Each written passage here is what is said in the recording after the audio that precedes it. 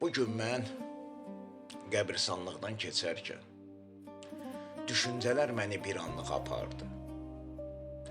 Yadıma yeniyetmə illərində savaşlar, sonra həyatda yaşamaq üçün mücadilələr, hətta dost, doğmalarla mübahisələr düşdü. Məzarlıqları seyr etdikcə sanki öz məzarımı görürdüm.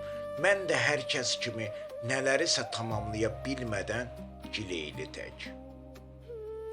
Məzar daşları öz mərhum şəkilləri ilə sanki məni bu yalan dünyada qəflət yuxusundan oyadırdılar.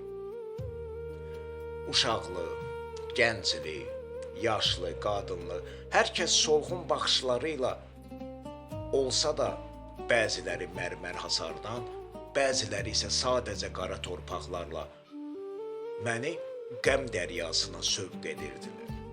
Kim bilir hansının sağ ikən nə qədər dərdi, əziyyət olub. Bugün mən qəbirstanlıqda açıq-aydın anladım ki, bu fani dünyada hər şey oyunlardan ibarət.